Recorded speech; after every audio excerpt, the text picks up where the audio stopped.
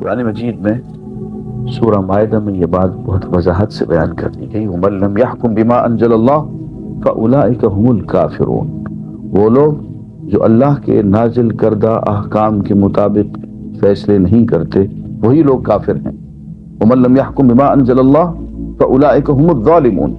جو لوگ اللہ کے نازل کیے ہوئے احکام کے مطابق فیصلے نہیں کرتے یہی ظالم ہیں۔ وَمَن لَّمْ يَحْكُم بِمَا أَنزَلَ اللَّهُ فَأُولَٰئِكَ هُمُ الْفَاسِقُونَ۔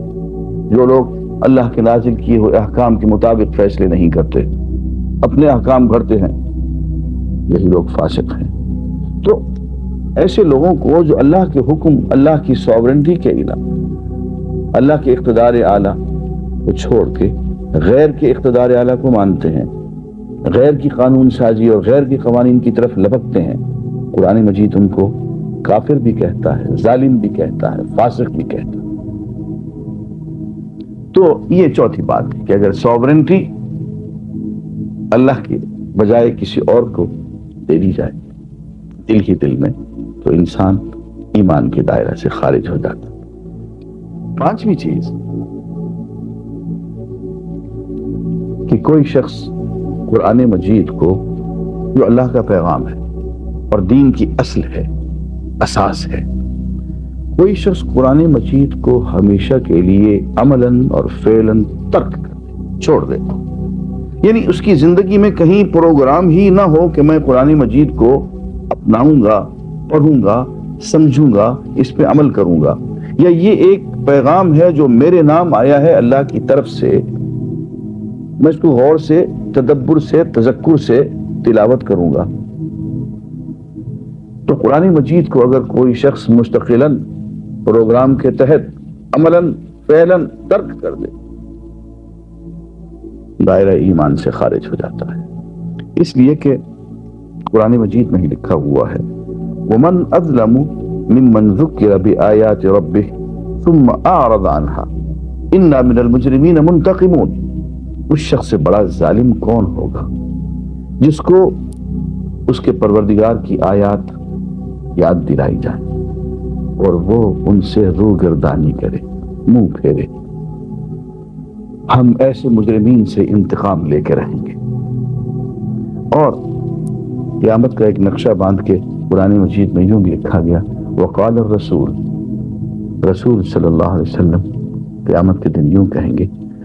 یا رب ان قوم اتخذوا هذا القرآن مہجورا، اے میرے پروردگار یہ ہے میری وہ قوم، میری قوم کے وہ لوگ یہ ہیں جنہوں نے قرآن کو چھوڑ دیا تھا۔ ایسے لوگوں کو جو عملاً فعلاً قرآن مجید کو چھوڑ دیں، ان کے خلاف حضور اکرم صلی اللہ علیہ وسلم کی طرف سے شفاعت کی بجائے استغاثہ دائر ہو جائے گا، مقدمہ دائر ہو جائے گا، جس سے جان چھڑانا ان کے بس کی بات نہیں ہوگی۔ تو قرآن مجید کو عملاً اور فعلاً ترک کر دینا، اس کو اپنے پروگرام سے ہی بالکل نکال دینا، گویا دائرہ ایمان سے نکل گئے۔ یہاں میں سورہ طٰہٰ کی ایک آیت پڑھنا چاہوں۔ وَمَنْ أَعْرَضَ عَنْ ذِكْرِي، جو شخص میرے اس پیغام سے، قرآن مجید سے منہ موڑے گا، فَإِنَّ لَهُ مَعِيشَةً ضَنْكَا، اس کا جینا اس دنیا میں تنگی کا جینا ہوگا۔ وَنَحْشُرُهُ يَوْمَ الْقِيَامَةِ أَعْمَى، قیامت کے دن ہم اس کو اندھا کر کے اٹھائیں گے۔ قَالَ، وہ یوں کہے گا رب لِمَ حَشَرْتَنِي أَعْمَى، اے پروردگار مجھے اندھا کر کے کیوں اٹھایا؟ وَقَدْ كُنْتُ بَصِيرًا، میری آنکھیں تھیں، میں دیکھنے والا تھا۔ قال، اللہ تعالیٰ یوں جواب دیں گے كَذَلِكَ أَتَتْكَ آيَاتُنَا،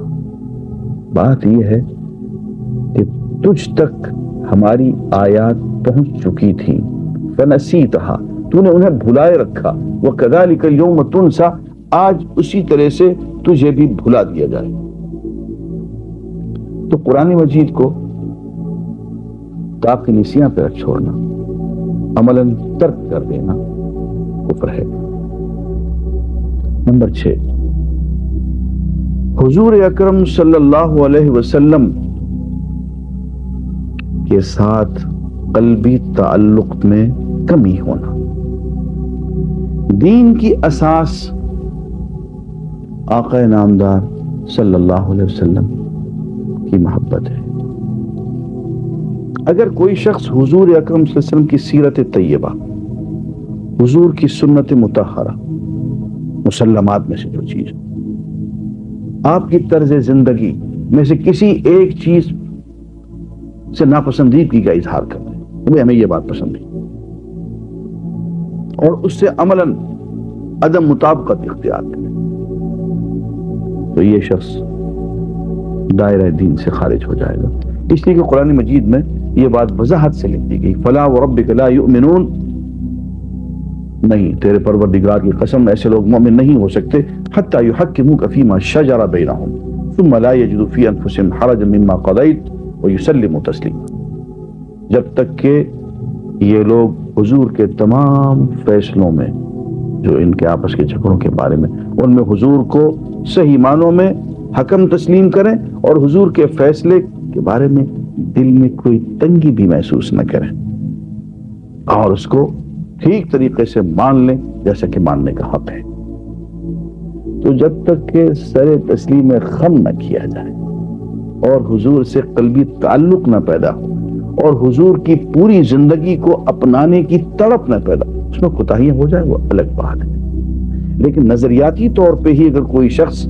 حضور کی طرز زندگی، سیرت طیبہ، سنت مطہرہ، کسی چیز کے خلاف دل میں جذبہ پاتا ہے، ناپسندیدگی پاتا ہے، تو ایسا شخص دائرہ دین میں نہیں رہتا ہے، خارج ہو جاتا ہے۔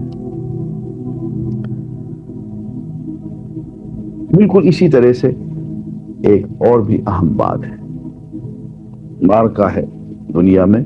اسلام اور کفر کے درمیان، مسلمانوں اور کفار کے درمیان، اور ایک شخص مسلمانوں کو چھوڑ کے عملاً کفار کا ساتھ دے دیتا ہے، اور وہ لاکھ دعوے ایمان کے کرتا رہے، وہ دائرہ ایمان سے خارج ہو گیا۔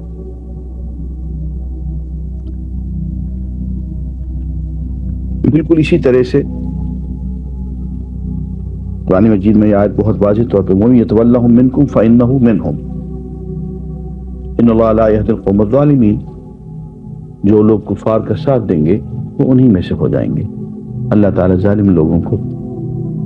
ہدایت نہیں عطا فرمایا کرتے۔ اور آخری نقطہ جو میں یہاں بیان کرنا چاہوں گا وہ یہ کہ اسلام کی کسی شکل کو کفر قرار دے دینا، یا کفر کی کسی شکل کو اسلام قرار دے دینا، یا مسلمان کو کافر قرار دے دینا، یا کافر کو مسلمان قرار دے دینا، ترتیب کو الٹ دینا، اور اس پہ ضد اور اصرار کرنا، یہ بھی انسان کو دائرہ ایمان سے خارج کر دیتا ہے۔ یہ چند باتیں ہیں، اور بھی بہت سی باتیں ہیں، لیکن یہ چند بنیادی باتیں ہیں جو میں نے عرض کر دی ہیں، اور یہ صرف اس لیے کہ ہمیں کبھی کبھی اپنا ایکس رے کرتے رہنا چاہیے۔ اے مسلمان، اپنے دل سے پوچھ، ملا سے نہ پوچھ،